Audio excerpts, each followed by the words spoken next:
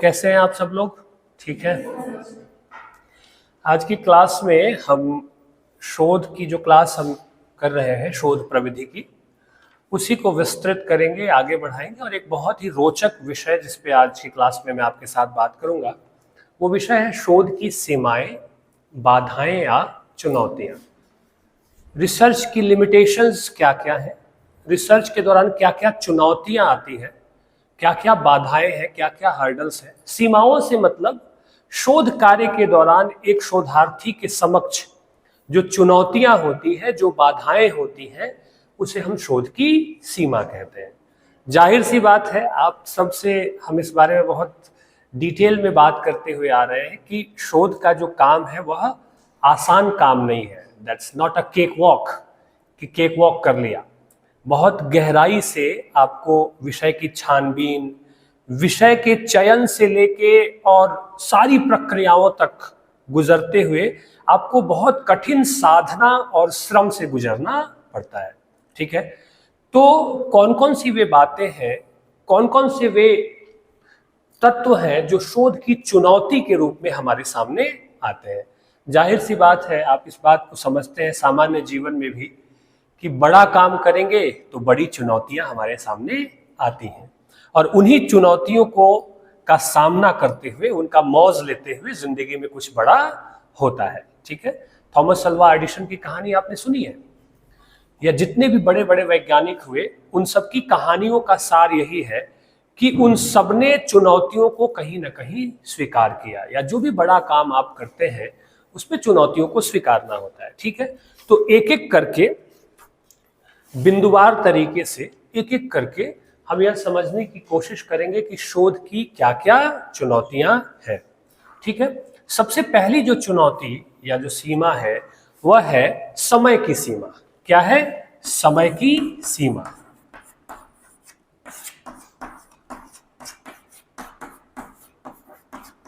समय की सीमा को टाइम कॉन्स्ट्रेंट्स भी कहते हैं। क्या कहते हैं? Time constraints.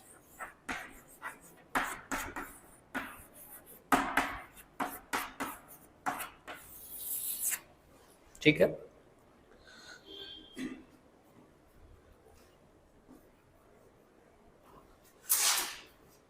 टाइम कॉन्स्ट्रेंट यानी कि समय की सीमा। समय की सीमा से तात्पर्य यह है कि कोई भी विषय जब एक शोधार्थी चुनता है तो वह एक समय सीमा निर्धारित होता है उसके मन में, उसके विचार में कि इस नियत समय के अंतर्गत इस शोध कार्य को पूरा कर लेना है। लेकिन बहुत बार ऐसा होता नहीं है। सामग्री संकलन में बहुत सारा समय गुजर जाता है। उस संकलन के बाद जब आप शोध की संकल्पना या प्रश्न एकत्रित करते हैं या डेटा संकलन करते हैं, पहले तो आपको लिटरेचर संकलन करना पड़ता है, फिर उस विषय से जुड़ा हुआ डेटा संकलन करना पड़ता है, फिर उसका अध्ययन, फिर उसका विश्लेषण। तो कई बार, या ज्यादातर बार आप कह लीजिए, कई बार तो नहीं, ज्यादातर समय में यही होता है कि समय की सीमा जो होती है उसकी समस्या शोधार्थी के सामने खड़ी होती है। अब मान लीजिए जलवायु परिवर्तन पे किसी को काम करना है, तो पूरी दुनिया में किस तरह से जलवायु परिवर्तन हो रहा है, यह एक तो अपने आप में बहुत मुश्किल विषय है, बहुत श्रम का काम है, और साथ ही साथ कितना सारा वक्त इसमें लग सकता है। तो समय की सीमा एक शोधार्थी के लिए चुनौती होती है, क्योंकि अब जीवन अनलिमिटेड तो है नहीं ना, या सिर्फ जीवन में एक शोध ही तो नहीं है, शोध के साथ साथ जीवन और सारी चीजों की भी मांग करता है। या इसको ऐसे समझिए कि एक शोधार्थी के मन में कहीं ना कहीं ये बेचैनी, एक ख्वाब, एक सपना तो होता ही है कि उसका शोध काम अच्छे से, बेहतर ढंग से, जल्द से जल्द दुनिया के सामने आए। तो समय सीमा की दिक्कत का एक जो चुनौती है, समय सीमा एक चुनौती के रूप में शोधार्थी के सामने काम करती है। ठीक है, उदाहरण के लिए एक और बात जैसे मान लें कि आप इस विषय पे शोध करना चाहें कि परीक्षा के दौरान विद्यार्थियों की पढ़ने की शैली में कैसे बदलाव आता है। वो तो हो जाता है, बाकी समय बच्चे पढ़े या ना पढ़े, पर परीक्षा के दौरान वो जरूर पढ़ना शुरू कर देते हैं। ठीक है, लेकिन इस काम के लिए मात्र आपके पास 1 हफ्ते का समय है। ठीक है, एक हफ्ते में आपने विद्यार्थियों से मिले जुले, डेटा संकलन किया, ठीक है, और एक हफ्ते के दौरान आपने क्या किया, उनके व्यवहार को देखा, ठीक है। तो वो जो निष्कर्ष आएगा वो सिर्फ एक हफ्ते का होगा, ठीक है। शुरुआती दिनों में या बाद के दिनों में विद्यार्थी कैसे पढ़ता है, या मिड टर्म एग्जाम के दौरान वो कैसे पढ़ता है, और जब टर्म एग्जाम आता है, एनुअल एग्जाम आता है, तब वो कैसे पढ़ता है, ठीक है, इसमें क्या हो जाएगा, अंतर हो सकता है। तो समय सीमा की कमी, ठीक है, या समय की सीमा, कमी नहीं कहेंगे, समय की सीमा जो है शोध की एक महत्वपूर्ण, शोध के दौरान शोधार्थी के सामने आने वाली एक प्रमुख बाधा या चुनौती के रूप में देखी जा सकती है। आगे बात समझ में, ठीक है। दूसरी जो चुनौती है या समस्या है वह है सैंपल साइज, ठीक है, और सैंपल साइज की विविधता, ठीक है, नमूने का आकार और उसकी विविधता, ठीक है, सैंपल साइज एंड डाइवर्सिटी।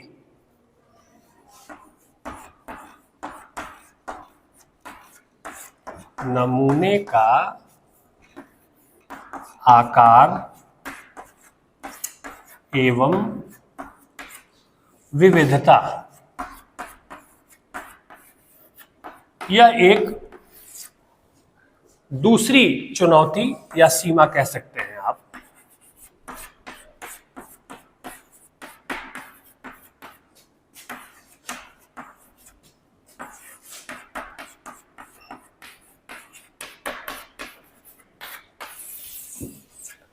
ठीक है, सैंपल साइज और विविधता, जिसे कि हम नमूने का आकार एवं विविधता कहते हैं, डाइवर्सिटी कहते हैं, ठीक है।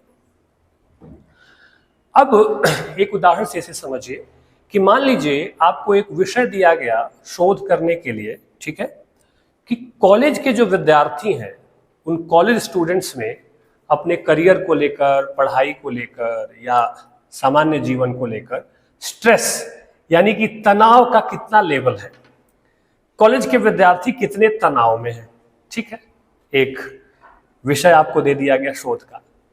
अब आपने क्या किया कि इंजीनियरिंग कर रहे आपके कॉलेज में जो इंजीनियरिंग स्ट्रीम के विद्यार्थी हैं या कॉमर्स के विद्यार्थी हैं, किसी एक का ले लीजिए, वहां से 50 विद्यार्थियों का आपने सैंपल साइज लिया, उन 50 विद्यार्थियों से बात की, ठीक है, इंजीनियरिंग बैकग्राउंड के बच्चों से बात की, जानने की कोशिश की कि वो अपने करियर को लेकर, जीवन को लेकर, बाकी सारे विषयों को लेकर उनके ऊपर जो स्ट्रेस है, जो तनाव है, वह किस तरह से है, क्या है, और उसके बाद आपने एक फाइंडिंग्स दे दी। अब समस्या क्या आई, आपका सैंपल साइज छोटा है। अब इंजीनियरिंग के 50 विद्यार्थियों का सैंपल लिया आपने और उस पर आपने शोध किया और आपने एक निष्कर्ष निकाला, लेकिन कॉलेज में आर्ट्स के भी विद्यार्थी हैं, कॉमर्स के भी विद्यार्थी हैं, साइंस के भी विद्यार्थी हैं, और भी अलग अलग विषयों की जहां पढ़ाई होती है उसके भी विद्यार्थी हैं।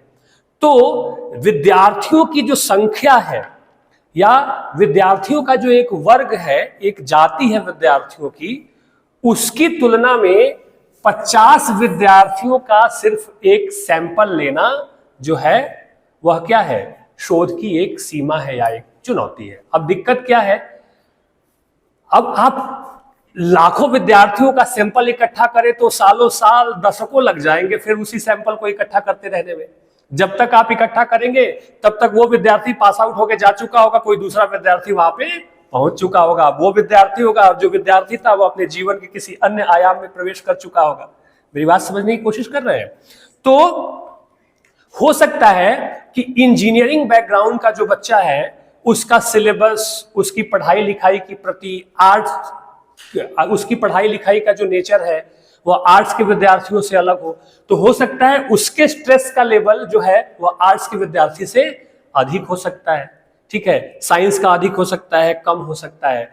तो जैसे अलग अलग सैंपल लेंगे, अब इस 50 इंजीनियरिंग के स्थान पे 50 अगर ह्यूमैनिटीज साहित्य पढ़ने वाले विद्यार्थियों का अगर आप डेटा लेंगे तो हो सकता है परिणाम आपका अलग आ सकता है। तो यह एक सीमा है, ठीक है, कि नमूने का आकार, कितना बड़ा आकार लेंगे आप, ठीक है, और अलग अलग फील्ड से बच्चों को अगर आप लेते हैं सब्जेक्ट से, तो आपकी फाइंडिंग्स जो है उसमें डाइवर्सिटी, विविधता आ सकती है। इंजीनियरिंग के ऊपर जो स्ट्रेस का लेवल है वो अलग हो सकता है, और आर्ट्स के विद्यार्थी हैं उनके ऊपर स्ट्रेस का लेवल अलग हो सकता है। आई बात समझ में? तो वो जो आपकी फाइंडिंग्स होगी, जो रिजल्ट होगा, वो सबके ऊपर लागू नहीं होगा, वो जनरलाइज नहीं हो सकता है। यह भी शोध की एक महत्वपूर्ण सीमा है। बात समझ में आ रही है आपको? समझ रहे हैं ना आप इस बात को? तो शोध की सीमा में नमूने का आकार एवं विविधता, ये दूसरी बड़ी चुनौती या इसे बाधा के रूप में देखा जा सकता है। ठीक है। तीसरी बाधा या चुनौती है संसाधनों की कमी। ठीक है, लिमिटेड रिसोर्सेस। आप लोगों को ये शोध प्रविधि जो है, जो हम लोग पढ़ रहे हैं, यह जटिल तो नहीं लग रहा है? आसान लग रहा है ना? रुचि आ रही कि नहीं आप लोगों को? आनंद आ रहा है ना? तो आनंद आना चाहिए। अगर पढ़ते लिखते हुए आनंद नहीं आया तो फिर मजा नहीं है। ठीक है ना? तीसरी जो बात है वह है संसाधनों की कमी, लिमिटेड रिसोर्सेस। अब लिमिटेड रिसोर्सेस में बड़ी सारी बातें आ जाती हैं। ठीक है, मान लीजिए आपको किसी एक बहुत गंभीर विषय पे काम करना है जहां पैसे की बड़ी जरूरत है, और आपके पास कोई फंडिंग्स नहीं है, आप स्वतंत्र रूप से शोध करना चाहते हैं, तो वित्त की कमी, पैसे की कमी भी एक संसाधन की कमी के रूप में आप उसको देख सकते हैं। इसके अलावा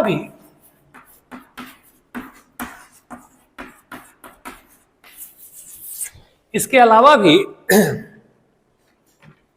मान लीजिए एक और उदाहरण कि आप इस विषय पे रिसर्च कर रहे हैं कि कॉलेज के जो विद्यार्थी हैं उनके खान पान का, उनके पठन पाठन का जो परफॉर्मेंस है, एकेडमिक परफॉर्मेंस है, उस पर क्या असर है।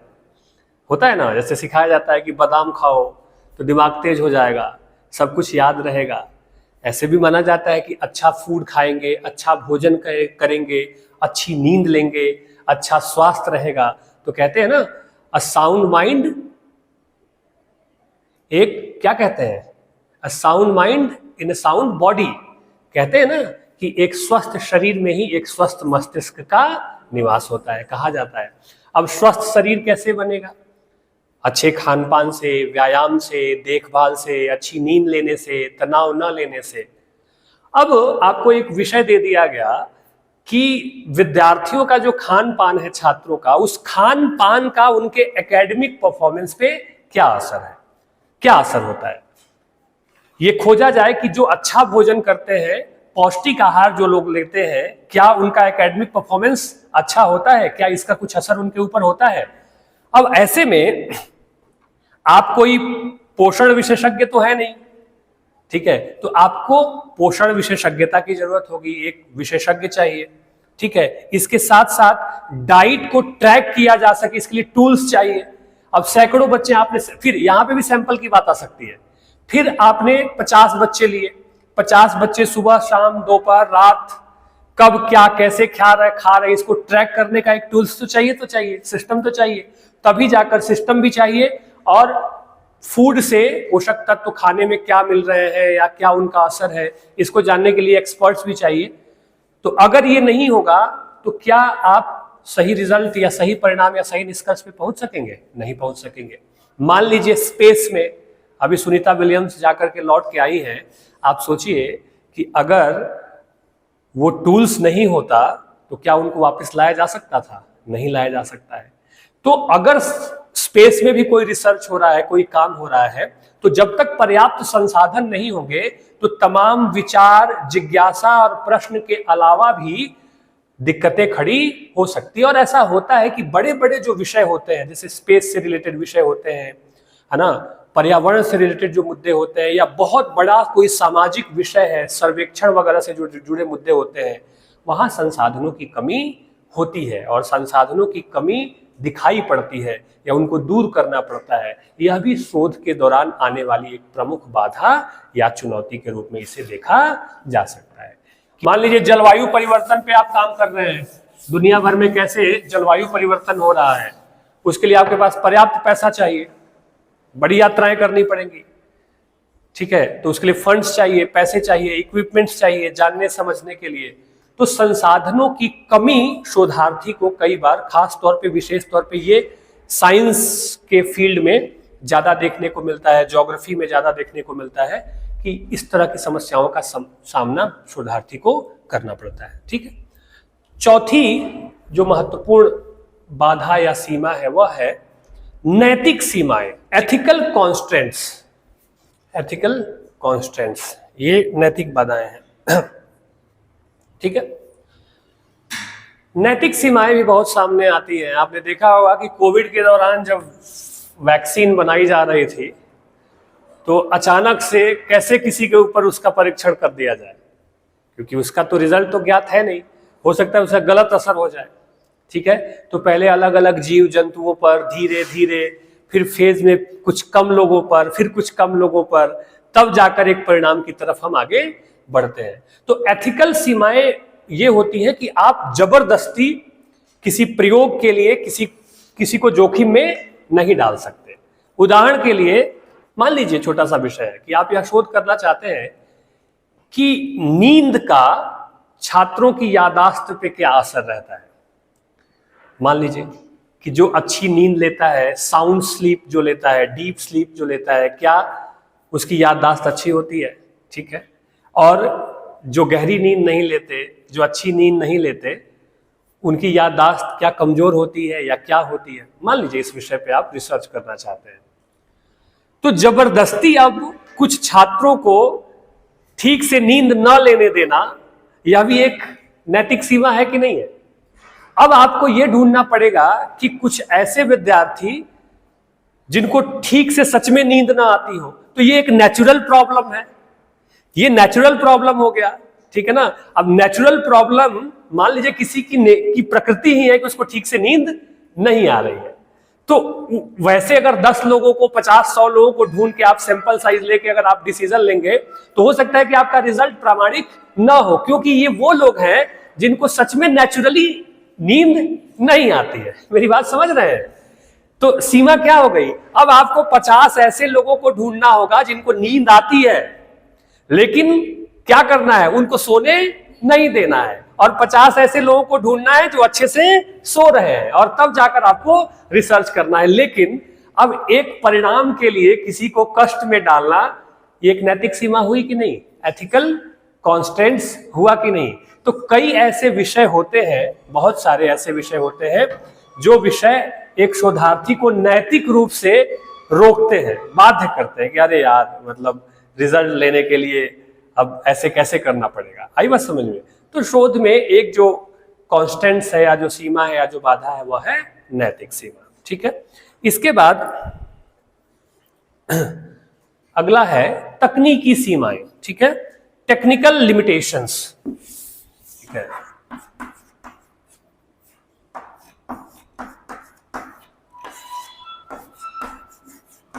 तकनीकी सीमाएं, टेक्निकल लिमिटेशंस।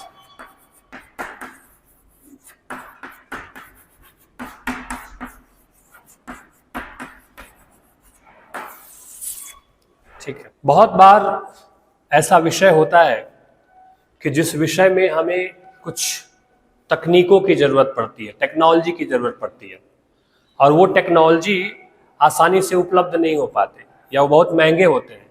ठीक है, या उनकी उपलब्धता के बगैर अगर हम कुछ परिणाम देना चाहें तो वह परिणाम जो होगा वो बहुत सकारात्मक या ठोस या वस्तुनिष्ठ या प्रामाणिक नहीं होगा। ठीक है, जैसे कि मान लीजिए आप शोध कर रहे हैं कि छात्रों की आंखों की सेहत पर स्क्रीन टाइम का क्या असर होता है। आजकल आप सब लोग रील्स देखते हैं ना, रील्स देखते हैं, वीडियो देखते हैं, तो हर आदमी का स्क्रीन टाइम अलग अलग होता है। तो मान लीजिए एक एवरेज टाइम लिया गया कि जो लोग 2 घंटे, 3 घंटे, 4 घंटे स्क्रीन पर बिताते हैं, एक सैंपल लिया गया, तो उनकी आंखों पर या आंखों की सेहत पे ये देखो, आप सब लोग मुस्कुरा रहे हो। ठीक है, आप सब लोग मुस्कुरा रहे हैं कि ये जो विषय है कितना मजेदार है। आप लोग भी स्क्रीन टाइम, ठीक है, हिंदुस्तान के लोगों का स्क्रीन टाइम बहुत ज्यादा है। हम हिंदुस्तान के लोग बहुत ज्यादा वक्त फोन पे बिता रहे हैं। हालांकि फ़ोन का इस्तेमाल अच्छी चीज़ है, जरूरी जानकारी, महत्वपूर्ण चीज़ें आपको देखने को मिलती है, लेकिन किस उद्देश्य से आप उस स्क्रीन का इस्तेमाल कर रहे हैं ये ज़्यादा जरूरी है। आप 5-5, 8-8 घंटे अगर रील ही देख रहे हैं तो आपने किसी बहुत महत्वपूर्ण काम के लिए वो 8 घंटे नहीं गुजारे हैं, ठीक है। तो एक तरह की ये बीमारी भी है, एक सिंड्रोम भी है, कभी इसके बारे में हम विस्तार से बात करेंगे, ठीक है। तो अब स्क्रीन टाइम का क्या असर है आपकी आंखों की सेहत पे, तो जितने भी सैंपल आपने लिए हैं उन लोगों की आंखों की जांच करने के लिए कोई एक उन्नत उपकरण आपके पास होना चाहिए, ठीक है। बेहतर इक्विपमेंट होना चाहिए जो ये बता सके कि हाँ आपकी आंखों की सेहत की क्या स्थिति है, ठीक है। अगर आपके पास वो उपकरण नहीं, आप सिर्फ छात्रों से सवाल जवाब कर रहे हैं कि अच्छा तुम्हें कैसा लगता है, आपकी आंखों की क्या स्थिति है, क्या आप महसूस करते हैं, तो वो एक अनुभव पर आधारित उत्तर होगा। तो जो आप उत्तर देंगे वह उत्तर अनुभव पर आधारित होगा, वो बहुत साइंटिफिक नहीं होगा। लेकिन तकनीक में जो चुना जाएगा, तकनीक के द्वारा जो परीक्षण होगा वह बहुत ठोस, वैज्ञानिक और वस्तुनिष्ठ होगा। तो शोध की सीमा में या शोध की बाधा में तकनीक की समस्या भी एक महत्वपूर्ण समस्या है कि तकनीकी जो है उनकी लिमिटेशंस या उनकी उपलब्धता, ठीक है। इसके बाद है सांस्कृतिक, सामाजिक और भाषाई सब बाधाएं, ठीक है। सांस्कृतिक एवं भाषाई समस्याएं, भाषा की समस्या,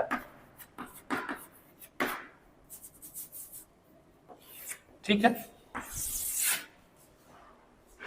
इसको कहते हैं कल्चरल और लैंग्वेज बैरियर्स। क्या कहते हैं? कल्चरल और लैंग्वेज बैरियर्स, ठीक है।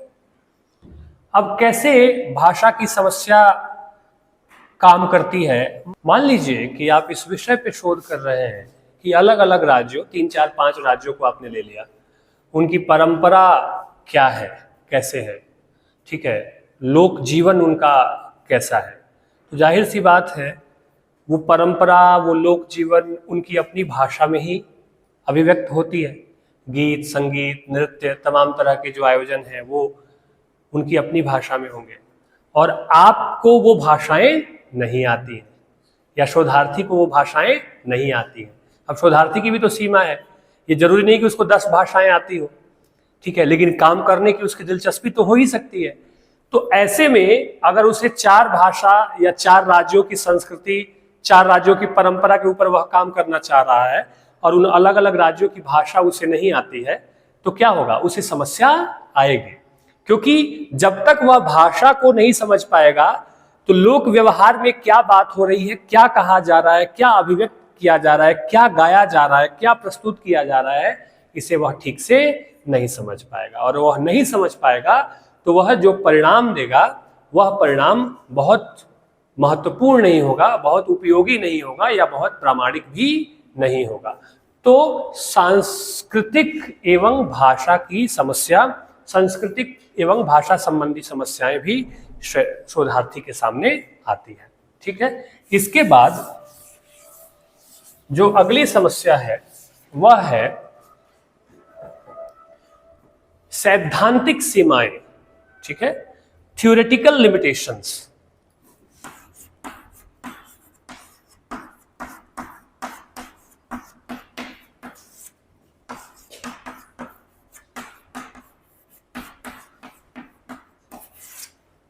ठीक है, इसको कहते हैं थ्योरेटिकल लिमिटेशंस, ठीक है। सैद्धांतिक सीमाएं महत्वपूर्ण है, और इसको ऐसे समझिए कि मान लीजिए कि आप ये अध्ययन कर रहे हैं कि छात्रों के व्यवहार पर, ठीक है, मोटिवेशनल स्पीकर या मोटिवेशनल किताबों का क्या असर होता है, ठीक।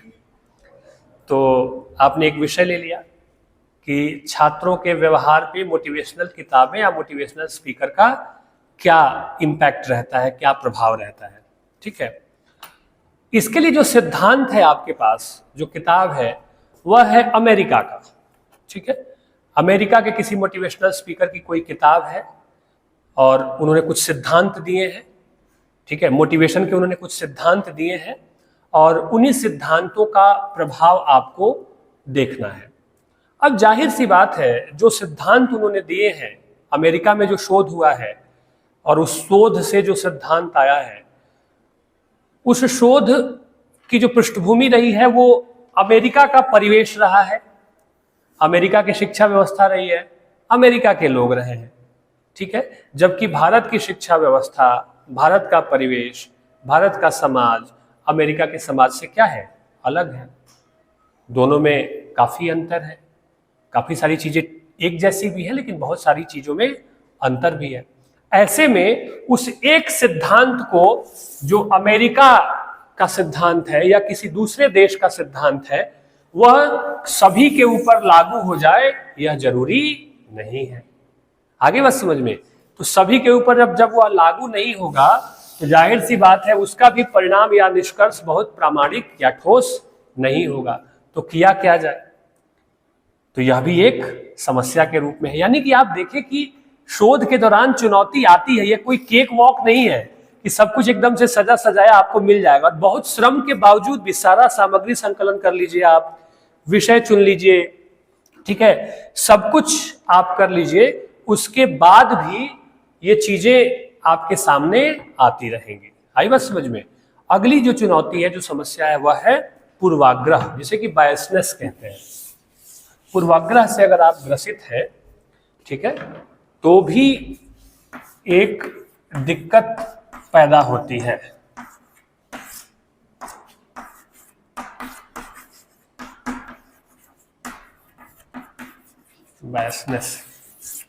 बायसनेस का मतलब होता है, मैंने शोध के दौरान भी आपको पढ़ाया था कि शोधार्थी पहले से कोई बात मान के चल रहा है, ठीक है, पहले से कोई चीज तय कर चुका है। तो जब पहले से कोई बात मान के चल रहा है, पहले से कोई चीज तय करके चल रहा है, तब वह बहुत अच्छा प्रामाणिक और वैज्ञानिक शोध नहीं कर पाएगा।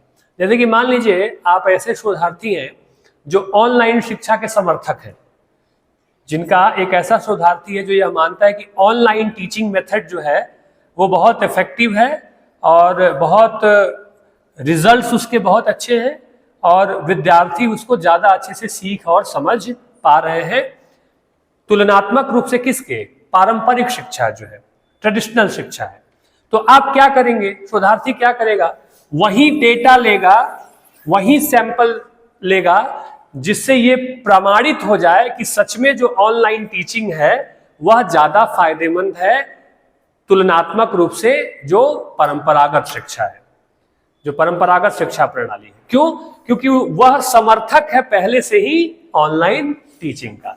तो जब ऐसा पूर्वाग्रह रहता है शोधार्थी के भीतर, शोध करने वाले के भीतर, तब जो परिणाम या जो वस्तुनिष्ठता है शोध की, वह प्रभावित होता है।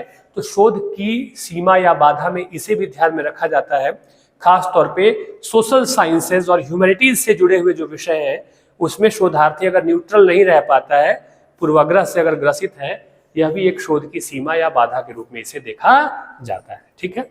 अब है 9वां महत्वपूर्ण मामला, सिद्धांत और व्यवहार में अंतर, ठीक है। सिद्धांत और व्यवहार का में अंतर का मतलब होता है गैप बिटवीन थियरी और एंड प्रैक्टिकल। सिद्धांत और व्यवहार में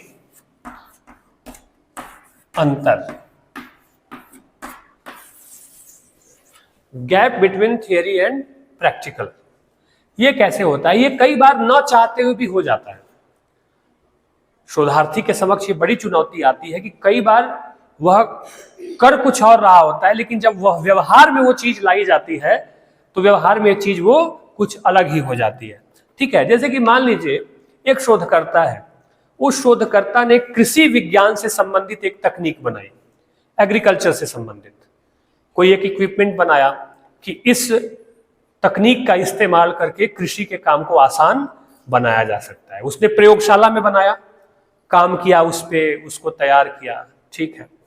लेकिन जब वह तकनीक बाहर आई तो बाहर वो तकनीक उतनी एक तरह से क्या कहिएगा, उपयोगी साबित नहीं हो सकी, क्योंकि प्रयोगशाला में जब उसको बनाया गया, बनाकर तैयार किया गया, लेकिन जब वह तकनीक मिट्टी में आई, मौसम से उसका अलग अलग ताल्लुकात हुआ, अलग अलग ढंग की मिट्टी से ताल्लुक हुआ उसका, ठीक है, अलग अलग क्लाइमेट में उसका जब वो तकनीक जब गई, तो फिर क्या हुआ, हो सकता है कि वह तकनीक उस तरह से उपयोगी साबित ना हो सके, क्योंकि जो सिद्धांत था, जो बनाया गया था, और व्यवहार में जब उसको लाया गया, तो व्यवहार में वह उतनी रचनात्मक या प्रोडक्टिव नहीं हो सकी। तो कई बार इस तरह से चीजें जो है वो फेल भी हो जाती है, ठीक है, और दोबारा से फिर री इन्वेंट किया जाता है, दोबारा से फिर उस पर अनुसंधान या शोध का काम किया जाता है। जैसे कई बार आप देखते होंगे कि वैज्ञानिक भेजते हैं सैटेलाइट्स, और कुछ गड़बड़ी की वजह से, कुछ कमियों की वजह से, ठीक है ना, जो सोचा गया है वैसा हुआ नहीं, ठीक है, प्रयोग में वो चीजें नहीं आई, तो वो प्रयोग क्या हो जाता है, असफल हो जाता है। लेकिन वहां से फिर एक नई जर्नी शुरू करनी होती है और फिर उस अनुसंधान को प्राप्त करना होता है। तो शोध की बाधा में सिद्धांत और व्यवहार, gap between theory and practical, भी एक महत्वपूर्ण एलिमेंट है, ठीक है। इसके बाद जो अगला महत्वपूर्ण फैक्टर है वह है व्याख्या की सीमाएं, ठीक है। इंटरप्रिटेशन का जो लिमिटेशन है वह है एक महत्वपूर्ण मुद्दा, व्याख्या की सीमाएं। व्याख्या की सीमाओं से मतलब है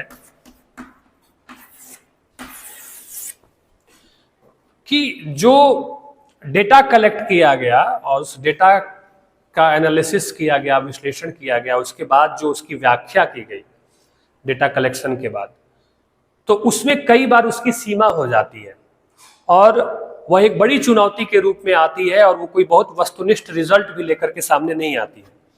जैसे कि मान लीजिए कोई रिसर्चर है, उसने एक रिसर्च किया कि उसने एक निष्कर्ष निकाला कि आइसक्रीम खाने से लोग डूब रहे हैं, आजकल डूबने की घटना हो रही है, उसने व्याख्या करके निकाल दिया।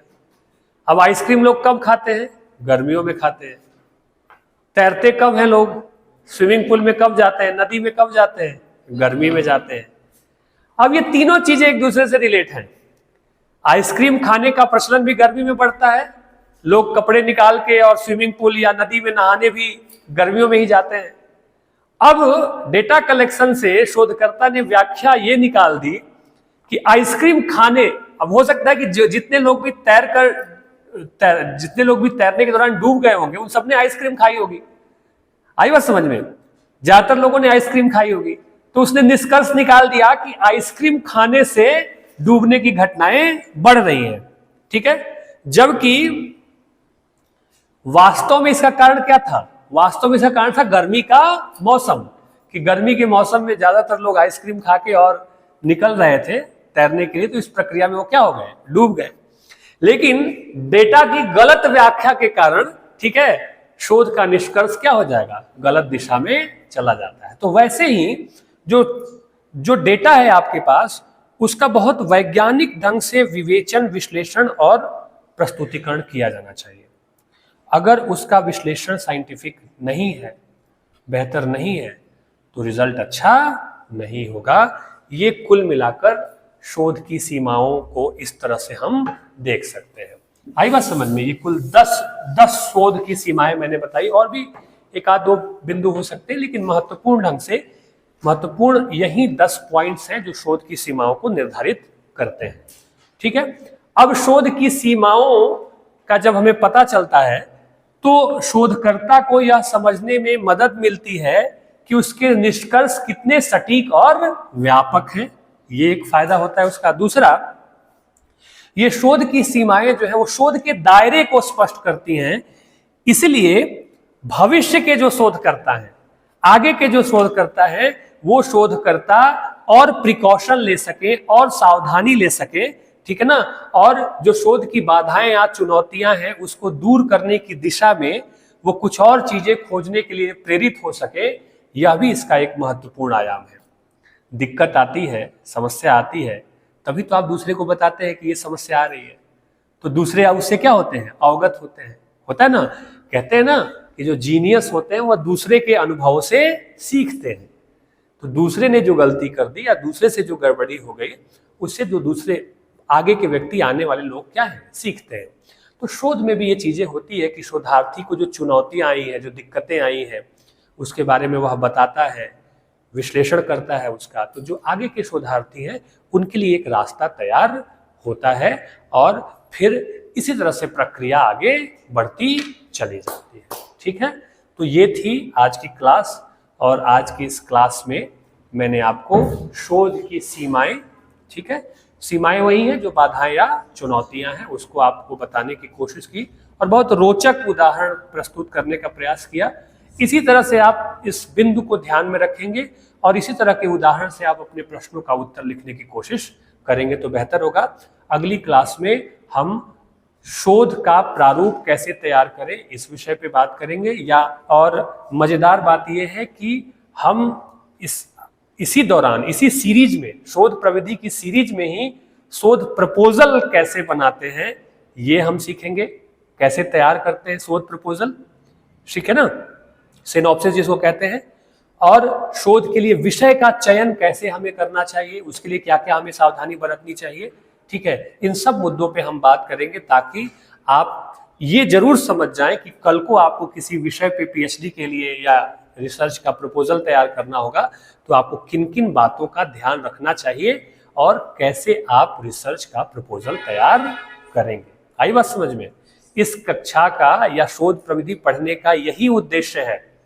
परीक्षा में अंक ला लेना एक बात है, लेकिन वह शोध का टूल, शोध के जो टूल्स है, जो एलिमेंट्स है, वह कितने आपके भीतर आए यह जानना और समझना जरूरी है। ठीक है, तो आगे की क्लास में फिर हम इन विषयों पे बातचीत करेंगे। ठीक है ना।